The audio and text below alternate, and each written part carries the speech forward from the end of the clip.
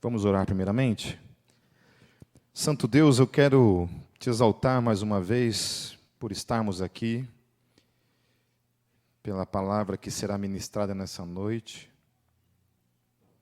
Clamamos mesmo diante do Senhor que o Teu Espírito transforme essas palavras em vida em cada um de nós, Senhor. Que os nossos corações nessa noite possam ser como aquela terra boa, onde a semente cai e produz fruto, produz vida, produz transformação, mudança. Com muito temor e tremor diante do Senhor, eu quero me colocar e nos colocarmos diante do Teu Espírito, que é santo e que está nesse lugar. Queremos colocar nossas mentes cativas ao Teu senhorio, à Tua luz nessa noite, Senhor. Ilumina-nos, ilumina-nos. Em Teu santo nome, Rei Jesus, eu oro. Amém. Amém. Então vamos lá, a terceira parte de Filipenses, a mensagem de Paulo aos Filipenses. Hoje eu pretendo terminar ela hoje, essa parte pelo menos, só que é muita coisa para falar. Então você fique atento a isso. Nós vamos estar fazendo, como sempre, comentando versículo a versículo, ok? Certo? Quando se fala desse tipo de coisas que eu comecei a praticar de 3 anos para cá, a tornar assim a questão do ensino teológico de uma profundidade um pouco maior, foi por quê? Porque há mais ou menos uns 4 anos atrás a gente estava num retiro da Gólgota e algumas perguntas básicas que eu comecei a fazer, as pessoas não sabiam responder. Na verdade, eu não sei se ainda sabem. Bom, mas a minha parte eu fiz, que é a parte de ensinar, a parte de trazer mesmo as questões que eu creio serem básicas para mim e para a tua fé. Às vezes as pessoas falam assim, Gólgota, a mensagem é simples, mas é para ser simples mesmo. É para ser simples mesmo. Porque eu creio que a mensagem do Evangelho ela é simples, ela não tem muitas questões assim para serem abordadas de profundidade. E uma das coisas que a gente sempre percebe é que essas questões simples são as questões que a gente mais tropeça no dia a dia. A gente tem questões grandes na cabeça, mas as questões pequenas são aquelas que a gente tropeça diariamente. Então, ficarei falando dessas coisas simples enquanto houver vida dentro de mim. Amém? Então vamos lá. Primeira questão no versículo 1, que eu acho interessante, e uma das coisas que reforçam ainda mais a razão pela qual eu fico repetindo sempre as mesmas coisas, é que para Paulo isso também fazia parte do ministério dele. Olha o que Paulo fala no versículo 1. Ele fala assim: finalmente, meus irmãos, alegre-se no Senhor. Escrever-lhes de novo as mesmas coisas não é cansativo para mim e é uma segurança para vocês. Então, Paulo ele acreditava que falar sempre as mesmas coisas era um benefício para a igreja. Ou seja, a igreja não tem que ser movida por novidades.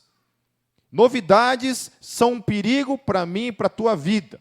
Uma vez que o Evangelho foi revelado a mim e a você, há 2000 anos atrás, trazido a este mundo por meio de Cristo, dos seus apóstolos, a função da igreja e a minha função, a tua função, é permanecer nestas mesmas coisas que estão sendo ensinadas há mais de 2000 anos. Amém? Então fique esperto com pessoas que aparecem e falam assim, eu tenho uma coisa nova para apresentar para vocês. Fuja desse camarada. Certo? Quando o cara fala assim, eu tenho uma visão nova que vai revolucionar a igreja, agora sim, essa visão é a correta. Então, fica esperto com esse tipo de conversa, né? Nossa, eu já estou na fé há 24 anos, agora no carnaval vai fazer 24 anos, e o que eu já vi de gente aparecendo assim, olha, qual é a visão da igreja? Nossa visão lá é pregar o evangelho e mais ou menos ainda. A gente tenta ainda fazer isso, né? Cara, vocês não trabalham com G12? Não, eu só conheço o G3, por isso não é G3, G12 eu não conheço. Né? É banda nova isso? Eu falei, não, é a visão verdadeira. Agora, se igreja que não tem isso, está fora da visão. Eu falei, vixe, então nós estamos fora mesmo.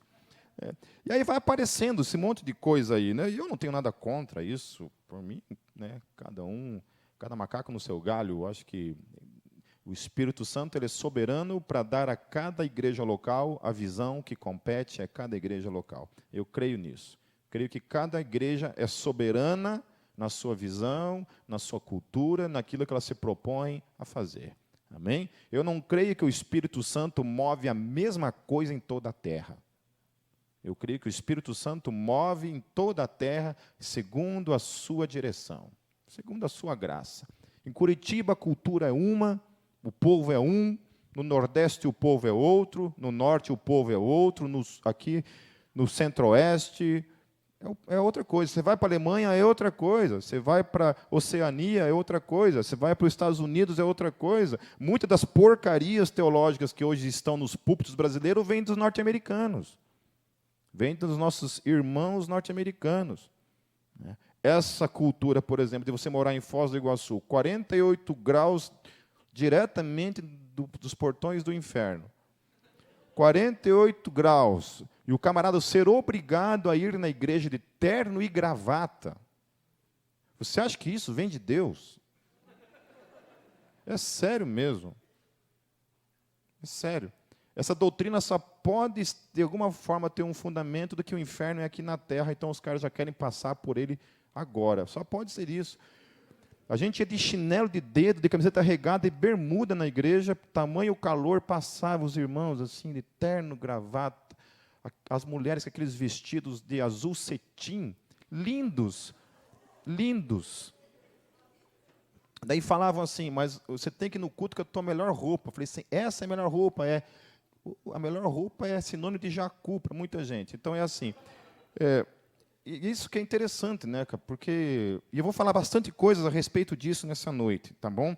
Então, para Paulo, ele não tinha essa mentalidade de que tinha que falar coisas novas para a igreja. Sempre as mesmas coisas. Amém? Então, se você for passar aqui na Gólgota mais de 10 anos, como alguns já estão aqui há 13 anos, 14 anos, vocês vão perceber que eu estou sempre falando as mesmas coisas. E vou continuar falando sempre as mesmas coisas.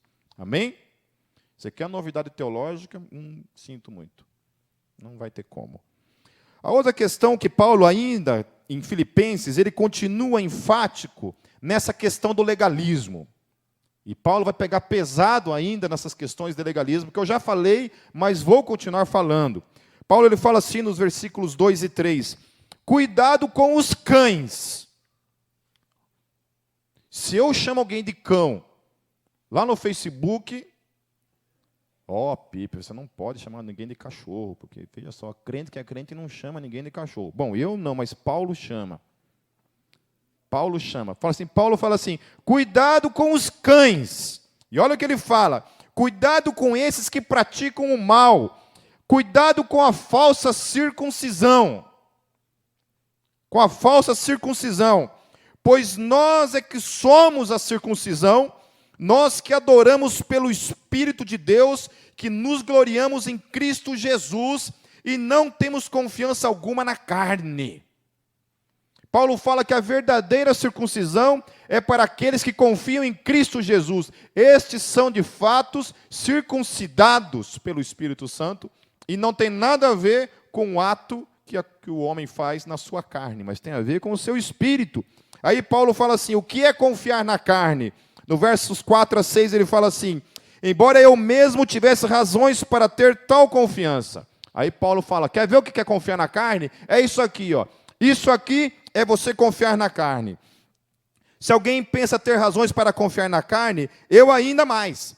Circuncidado no 8º dia de vida, que em todo judeu, ao 8º dia de vida, a criança era circuncidada. Ok? Se alguém não sabe o que é circuncidado, depois a gente leva ali e mostra para vocês na prática. Beleza? Se for homem, é na prática o negócio. Ó, é assim, ó. E passa a faca. Pertencente ao povo de Israel, a tribo de Benjamim, verdadeiro hebreu, quanto à lei fariseu, quanto ao zelo, perseguidor da igreja, quanto à justiça que há na lei, irrepreensível. Então Paulo falava isso. Para ele, confiar na carne era tudo isso. Ele era judeu, ele era circuncidado, ele era um fariseu, ele era um observador da lei, ele era irrepreensível. na lei. Tudo isso, ele olha e fala assim, ó, isso tudo para mim é confiança na carne. É confiar na carne. Por isso que você vê gente por aí dizendo, né, que a igreja dos judeus messiânicos é a igreja verdadeira. Teve gente que falou para mim isso, assim, olha, agora tais pessoas estão na igreja messiânica, judaica messiânica, mas, tá, e que mais? Então, lá é a igreja verdadeira.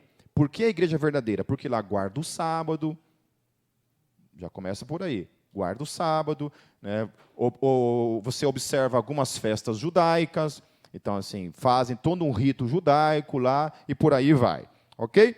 Agora, olha o que Paulo fala a respeito disso tudo. Paulo considera todo este lucro que ele descreveu agora aqui como perda. Paulo olha para tudo isso e fala assim, ó, isso aí não é nada. Isso aí é absolutamente nada. Nada disso tem sentido algum diante de Cristo. Você ser fariseu, você ser judeu, né? Você já percebeu que tem gente na igreja que trata o judeu como uma pessoa que está elevada? Eu já vi gente dizendo que Deus ama mais os judeus do que os gentios. Que, sei lá, precisa uma vez na vida pisar na terra, lá em Israel, porque de alguma forma aquele lugar ali é um lugar santo.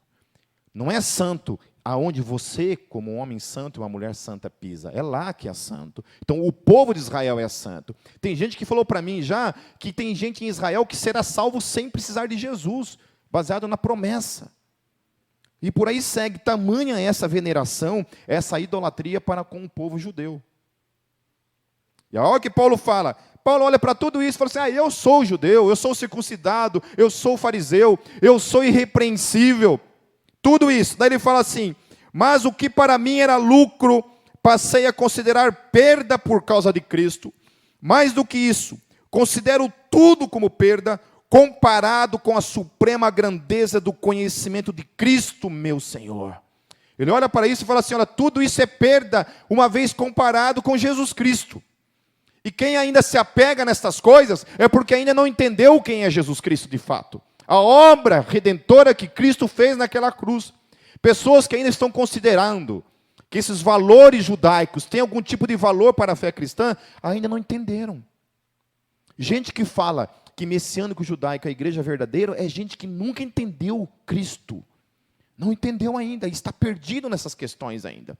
Gente que ainda está sendo legalista, preocupada em guardar o domingo, por exemplo. Né? Tem gente que trocou o sábado por domingo. Tem igreja por aí que você não pode jogar futebol no domingo. Não pode.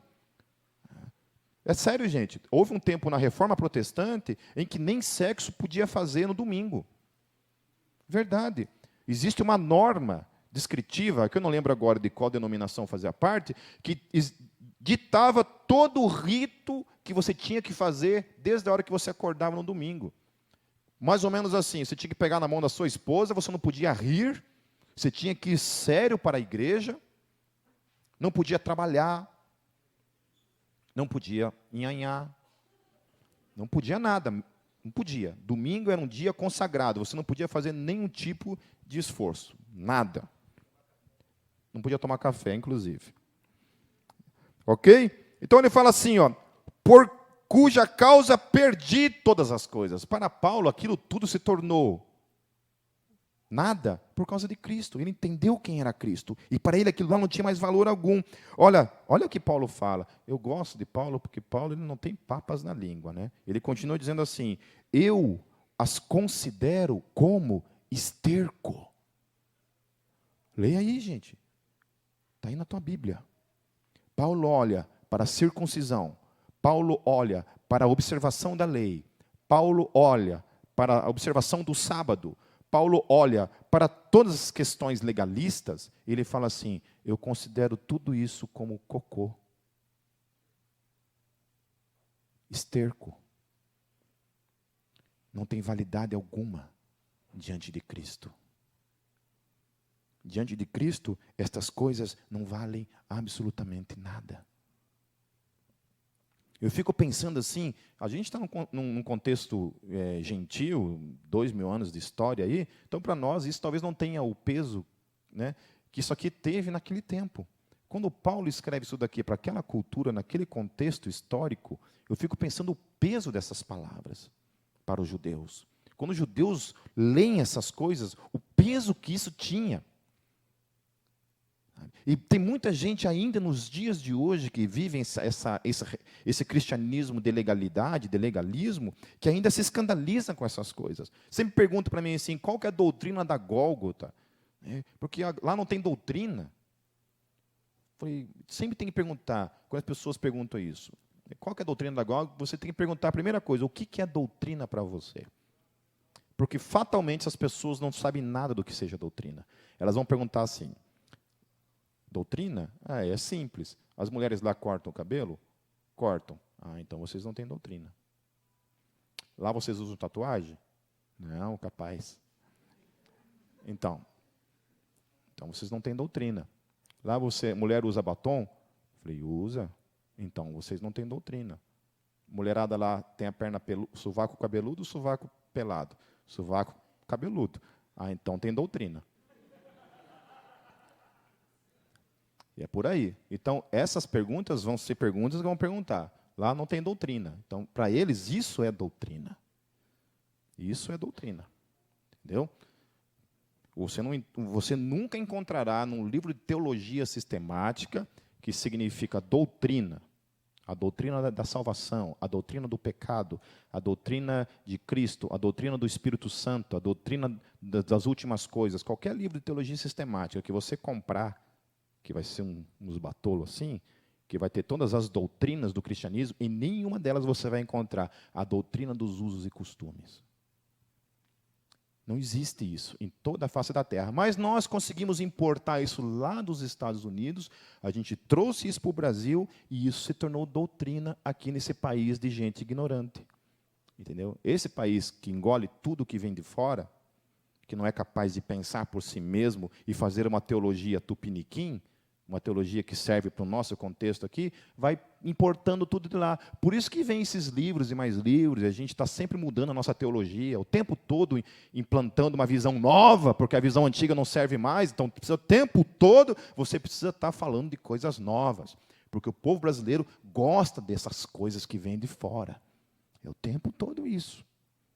É o tempo todo. E vai continuar. Vai continuar. Vocês podem ter certeza que isso só vai piorar. Só vai piorar. Por isso não há nenhum tipo de alegria quando a gente fala assim, o Brasil já tem 50% de evangélico, sei lá quantos por cento de evangélico, 30% de evangélico. Eu falei, e daí? E daí? E daí? E daí?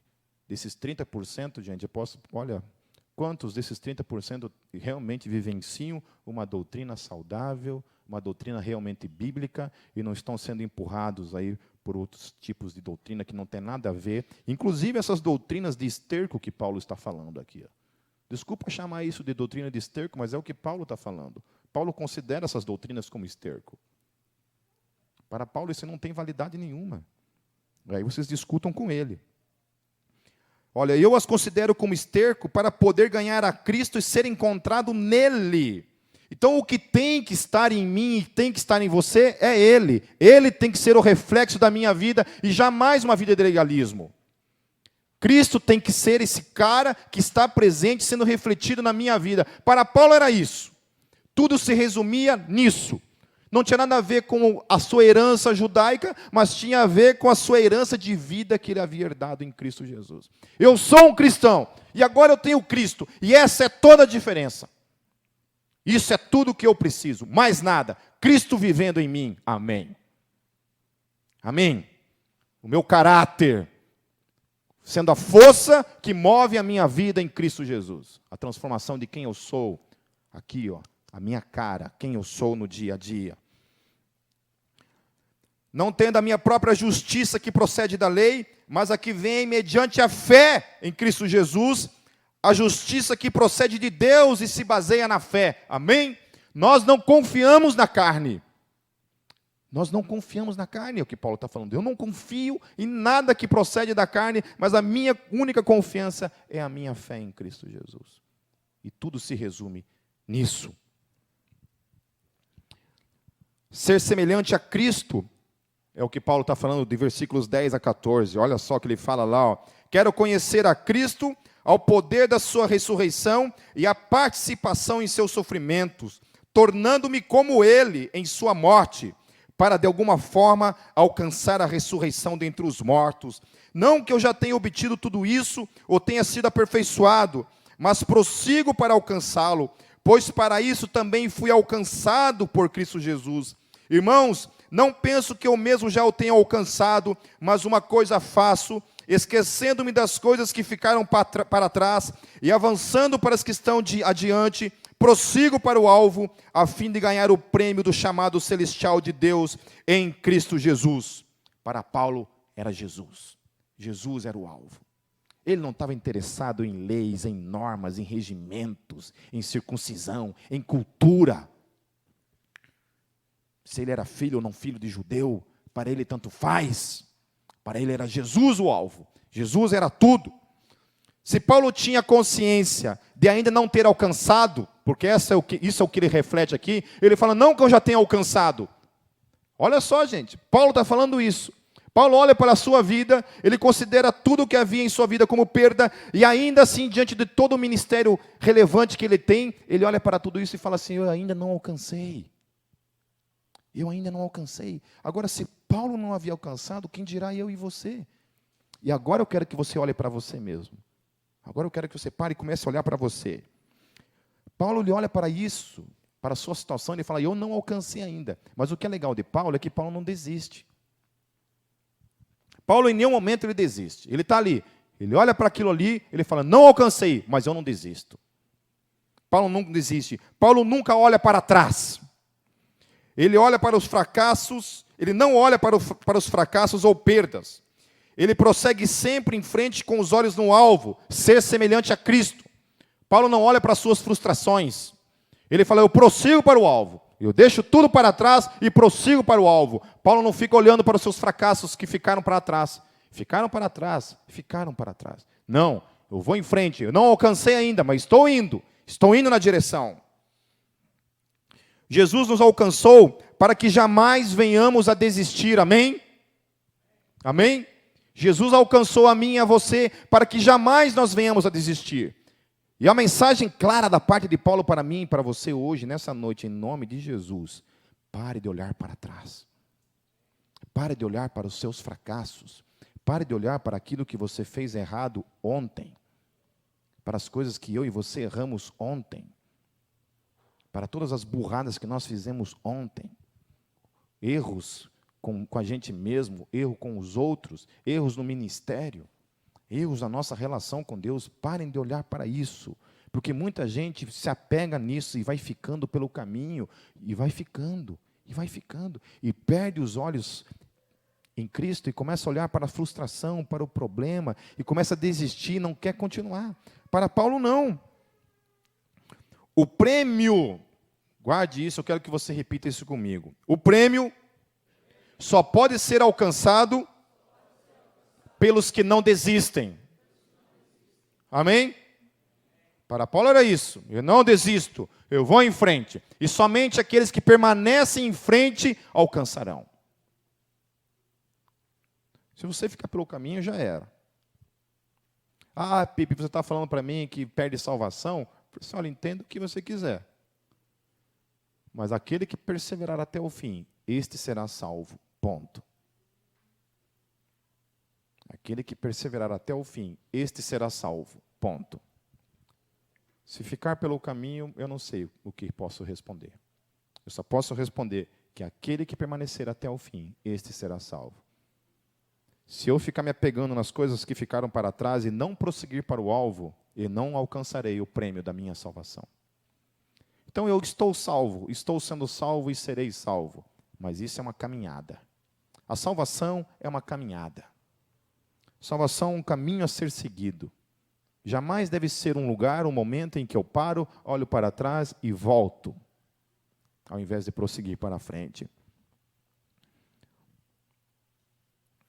A esta praticidade, Paulo chama de maturidade, lá no versículo 15. Olha comigo lá. Ó. Todos nós que alcançamos a maturidade, devemos ver as coisas dessa forma.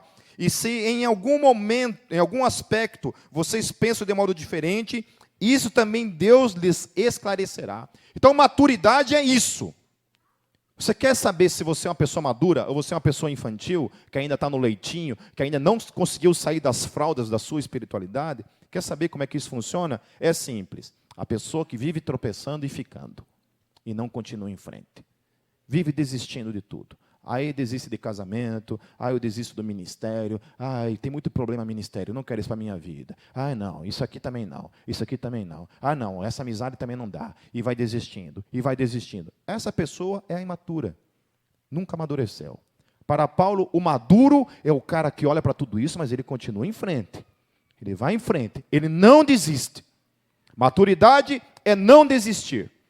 Maturidade é para gente que persiste, que continua em frente. Amém? Então, maturidade e perseverança tem tudo a ver. Amém?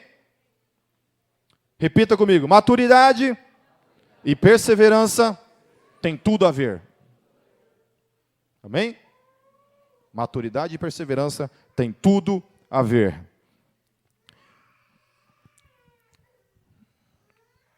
Infelizmente, essa realidade não se aplica no dia a dia de pessoas que estão há muito tempo dentro da igreja.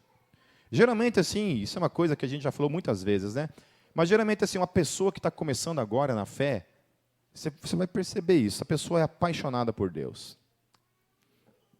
Ela ora bastante, ela quer ler a Bíblia bastante, qualquer evento que tem na igreja, ela está envolvida. Qualquer evento que tem na igreja, ela está lá envolvida, ela quer estar. Né? Vigília, ela está. Reunião de oração, ela está. Quer participar de todos os ministérios. Quantos ministérios tem na Gólgota? 20. Eu quero estar em todos. Eu quero estar em todos. Está apaixonado por Deus, está lá. E aí, o tempo vai passando. 1 ano depois, 2 anos depois, ela não quer mais saber de ministério. Cansei de gente. Chega à conclusão de que igreja só tem gente hipócrita. Não quer mais saber de gente. Não quer mais saber de igreja. Não vem mais orar. Não quer mais saber de vigília. Não ora mais em casa. Não quer ler mais a Bíblia. Cansou. Vai cansando. Vai desistindo. Vai ficando pelo caminho. Às vezes, maturidade dentro da igreja pode significar que você está ficando velho de igreja. Menos maduro. Só isso que significa. Maturidade na igreja hoje significa isso. Nossa, você é uma pessoa madura na fé. Sim, eu já estou há 20 anos na igreja. Nossa, então você deveria estar orando mais hoje. Não, hoje eu oro menos. E leio menos a Bíblia. E ministério? Não, eu estou muito maduro já, não dá mais para estar em nenhum ministério. Então, maturidade hoje na igreja é isso. É pessoa que está velha de igreja. Macaco velho de igreja, já cansou de igreja. Ele está ali porque está, só porque está. Mas mais nada. Alguns exemplos, né? Que a gente pode olhar para a nossa vida e perceber até onde a gente amadureceu ou a gente continua nas fraldas. Por exemplo, hoje você busca mais ou busca menos? Vamos ver até onde a fé cristã está fazendo bem para você. Até onde a igreja está fazendo bem para você. E aí, quando a gente gosta, quando eu falo essas coisas de fé cristã e eu falo de igreja, dá uma impressão que a gente vai colocar a culpa nos outros, né? Esqueça isso, então. Esqueça, tá ok? Porque eu acho isso uma baita de uma hipocrisia, uma baita de uma falta de ter o que fazer, é colocar a culpa na igreja. Quando a gente fala assim, a igreja, a gente está colocando pessoas na questão, beleza? E aí é assim. Obviamente, uma igreja é composta de várias pessoas, e é impossível que eu tenha um problema com todo mundo da igreja. Agora, se eu tenho um problema com todo mundo da igreja, adivinha onde está o erro? Não é verdade? Pô, a igreja tem 200 membros, e eu tenho problema com 199 pessoas da igreja. Que igreja hipócrita, né, gente? Vou mudar de igreja, essa igreja tem alguma coisa errada. E não sou eu, é a igreja. Então, quando eu falo que é a igreja, eu não estou falando da igreja, estou falando de você, de mim e de você. Então, perceba, hoje eu busco menos do que antes. Hoje eu tolero menos do que antes. Hoje eu estou servindo mais, com mais afinco o ministério ou com menos afinco o ministério. Hoje eu vivo uma vida de mais santificação a Deus, eu sou mais santificado ainda ou sou pior do que antes? Como é que isso funciona na minha vida? Essa é uma questão que eu e você temos que pensar.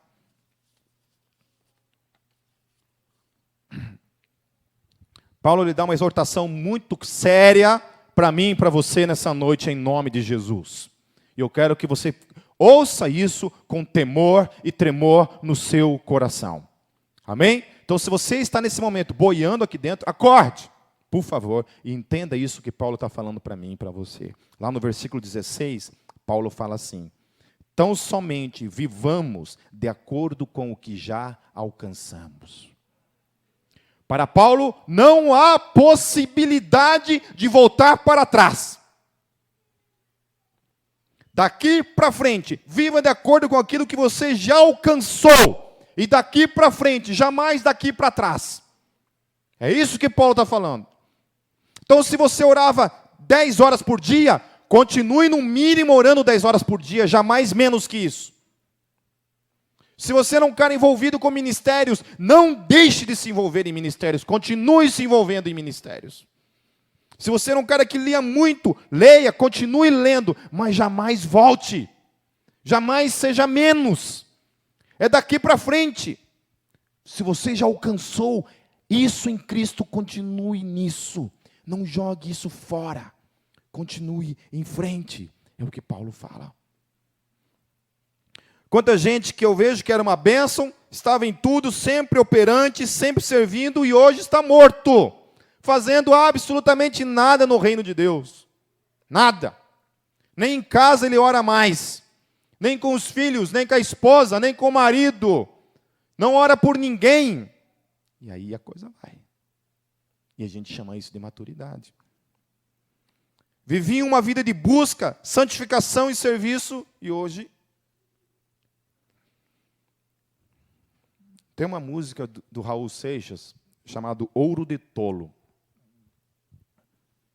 Eu sei que dei vontade de rir quando eu falei Raul Seixas. Podem rir, vou dar um desconto.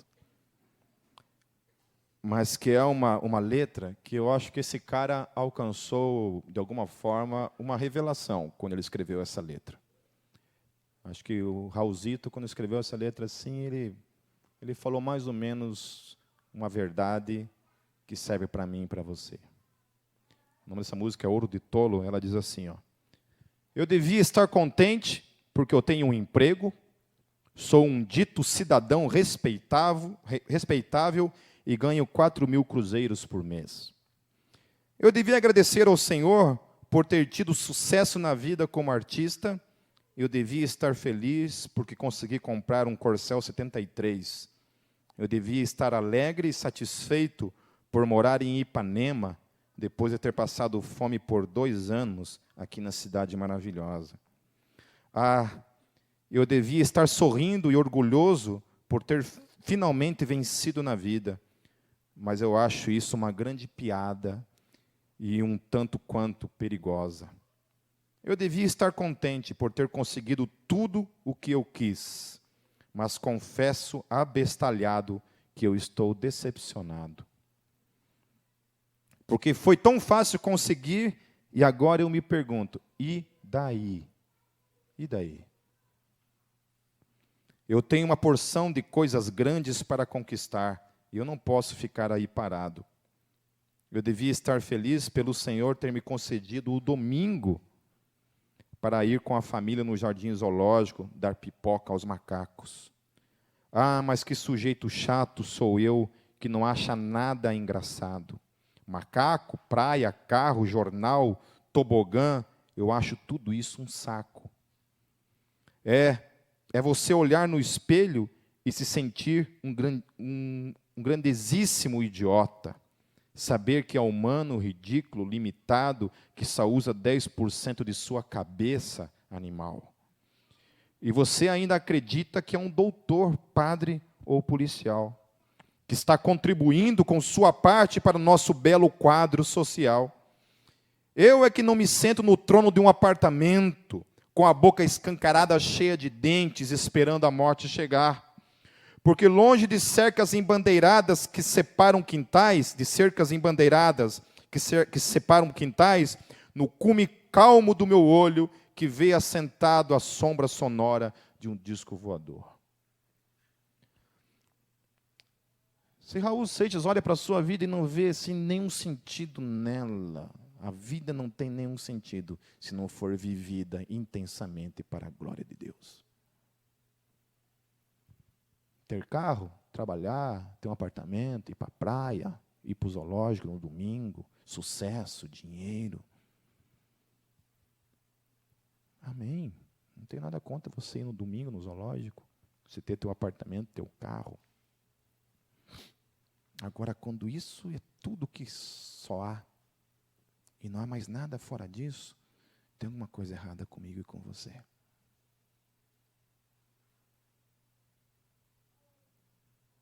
Tem alguma coisa errada comigo e com você.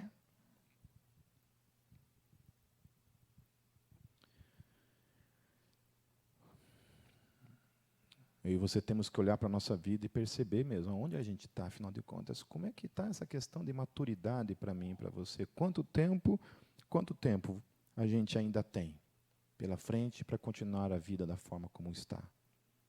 Sabe, é muito triste chegar aqui na quarta-feira na reunião de oração e ver 6, 7 pessoas aqui para orar. Não que você precisa vir aqui para buscar a Deus. Obviamente você pode orar onde você quiser, em qualquer lugar desse planeta, ou fora dele. Deus está. Sabe? Mas a gente vem aqui na quarta-feira assim, para interceder, para orar pela igreja. E é bom quando a gente reúne muita gente para orar. Sabe? É muito bom. É muito bom. Sabe? É isso. Quando tem uma vigília, quando tem shows, quando tem um evento, por que as pessoas não participam? Por que as pessoas não estão? O que está acontecendo? É sério, essa é uma pergunta que eu e você precisamos manter na nossa mente sempre. Por que a gente não está aqui em todos os cultos, todos os domingos? O que acontece? Por exemplo, hoje aqui, observei, 2/3 da igreja não está aqui hoje. 2/3 da igreja não está aqui hoje. Está onde? O que tem hoje? Tem Atletiba? Começou a Copa do Mundo? Como é que é? Jesus vai voltar hoje? Precisava ficar confessando o pecado? Passa novela no domingo? Como é que é? O que está acontecendo? O que acontece que a gente não vem para a igreja? Por que a gente não vem para a igreja? O que acontece? Quais são as nossas prioridades? O que a gente sempre está colocando em primeiro lugar na nossa vida? Eu não estou dizendo que se você não vir para a igreja, você vai para o inferno. Desde que você venha para Gólgota. Mas é sério, o que acontece? Por que isso? Eu estou aqui há 13 anos, eu só não vim na igreja quando estava viajando ou quando estava doente. Foram só as únicas razões pelas quais eu não estava aqui. E muitas vezes eu não queria vir, mas eu vinha. Porque eu não posso voltar da onde eu estou.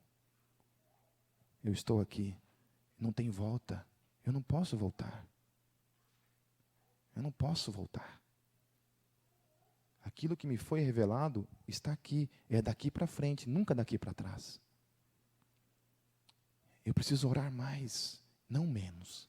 Eu preciso ler mais, não menos. Eu preciso servir mais, não menos. Eu preciso me arrepender mais, ter convicção mais, não menos. Eu não posso aceitar uma vida fora daquilo que eu já recebi em Cristo Jesus. Sabe, e é impossível uma pessoa que faz parte da comunidade Gólgota de Curitiba ouvir o que já foi falado aqui nesses 13 anos, ser uma pessoa nem aí para a vida, vivendo o ouro de tolo de Raul Seixas. Você não tem esse direito em Cristo Jesus. Daqui para frente, jamais daqui para trás. É daqui para frente. Deus só vai trazer um avivamento genuíno a partir de cada um de nós. Amém? Amém? A gente vem aqui, a Rose está aqui toda quarta-feira, gente. A Rose e o Maurício, e mais algumas pessoas que estão aqui toda quarta-feira. Muitas vezes só estavam os dois aqui, mas estamos aqui. Essa igreja começou na perseverança de um casal, eu e a Kátia. Muitas vezes não tinha ninguém lá no comecinho, mas nós estávamos lá. Chorávamos, pensávamos em desistir, mas o Senhor falava, daqui para trás, não, é daqui para frente. Jamais daqui para trás. Mas, Senhor, pensava assim em olhar para trás? Não, olhe para frente, sempre para frente. Quantas vezes nesses 13 anos, vão fazer 14 anos esse ano, a gente pensou e falou, cara, chega, não aguento mais. E Deus falava, não, é daqui para frente, nunca daqui para trás. Se hoje você está fora do teu chamado, o chamado de Deus para a tua vida, é porque você está indo para trás. Se você largou mão de ler tua Bíblia, de ler, de orar, é porque você está indo para trás. Se você não tem mais gosto de vir na igreja, é porque você está indo para trás. E cuidado, cuidado, é daqui para frente. Para terminar, no versículo 17, Paulo ele fala assim, irmãos, sigam unidos o meu exemplo e observem os que vivem de acordo com o padrão que lhes apresentamos. Então, vocês querem observar o padrão de vida cristã? Eis-me aqui. O padrão é esse. Envolvido em ministério, envolvido com a família, até os dentes. Isso daqui, antes que alguém me pergunte, não é dente do Shrek. Isso aqui é um pedaço do chifre do capeta que eu bati essa semana. É o osso do apóstolo Paulo, esse aqui. Esse aqui eu ganhei de um missionário lá na Jocum. Ele e a família dele trabalham no meio dos Maoris, lá na Nova Zelândia. Os Maoris são aqueles que tatuam a cara, tatuam o corpo inteiro. Já viram aqueles lá, né? Eles tatuam, então tem vários tipos de tatuagem, uma das tatuagens é meio talhado assim, né? Eles tatuam lá, tal. Então ele estava me explicando toda a cultura e ele foi um dos caras que ele me deu isso aqui de presente. Isso daqui significa liderança e sabedoria. Mas eu mudei. Significa bonitão e gostosão. Tem que tirar? Tem que dar para o Kenny, né? Está errado. Ó, que é? Amém? Vamos lá. Então, para Paulo, olhem para o exemplo.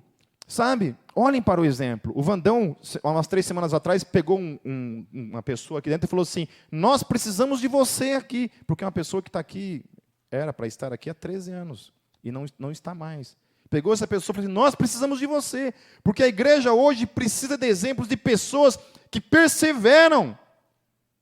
13, 15, 20, 100 anos, se Deus lhe permitir. Gente que não desiste, que está lá todo marcado as costas e a vida de sofrimento, aquilo que Paulo fala aqui.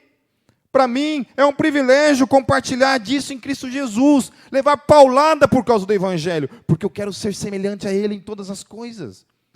E faz parte disso. A igreja precisa de gente que permanece, que persevera. Não somente estar na igreja, não é isso. Não é estar aqui, não é isso, mas estar envolvido com o reino, em primeira mão, orando. Se você somente orar,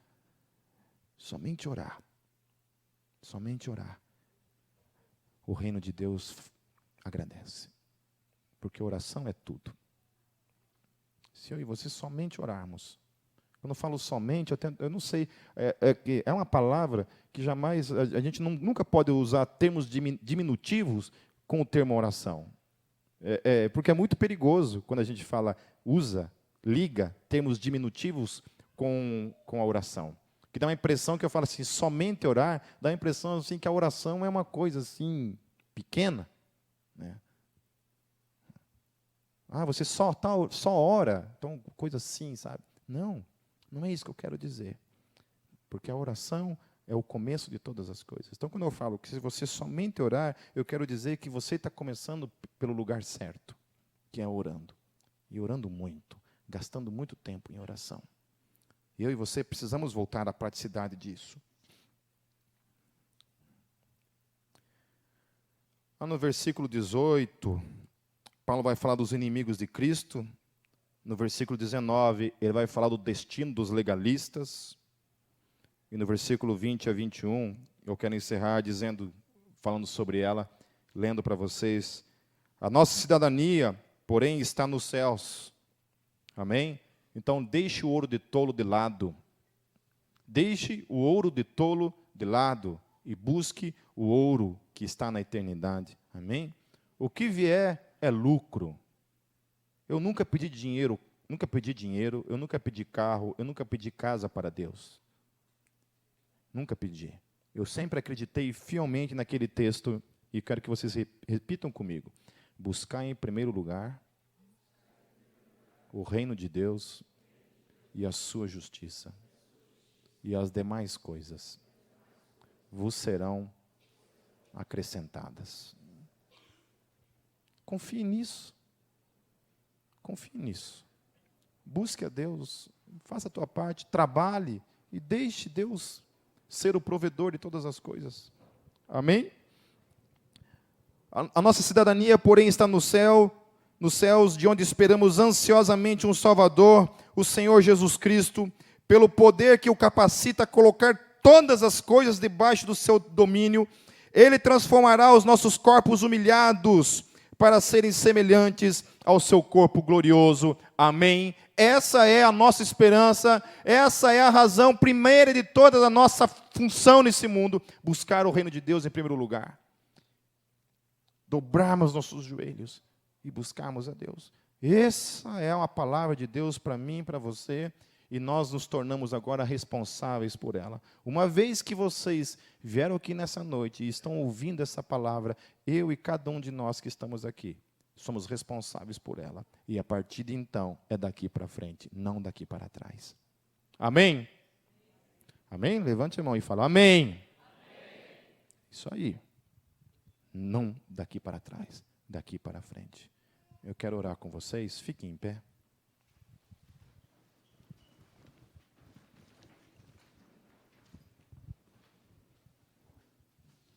Quero que você coloque a sua mão direita sobre o seu peito, assim.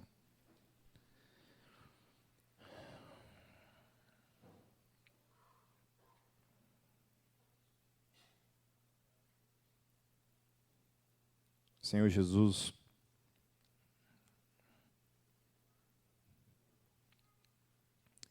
até quando, Senhor, nós apenas assistiremos? Até quando, Senhor, seremos levados? Até quando olharemos para trás? Até quando, Senhor, o Teu reino estará cheio de pessoas que vão desistindo pelo caminho? Senhor, eu quero colocar cada um dos que estão aqui nessa noite, Senhor. Deus, permita aos que estão aqui, Senhor, que não haja volta, que não haja vacilo, que não haja jamais o olhar para trás, que a gente permaneça olhando para o Senhor na nossa vida, prosseguindo para o alvo, fazendo aquilo que nós fomos chamados para fazer, Senhor, cumprindo a nossa vocação, o nosso chamado no Senhor. Deus, transforma essa igreja numa igreja que ora. Cada um dos que estão aqui com todas as suas lutas e dificuldades, Senhor, transforma-nos em pessoas que oram. Transforma-nos em pessoas que buscam, que leem a palavra, que conhecem a palavra. Transforma-nos em pessoas que estão envolvidas em ministérios, servindo o Teu reino.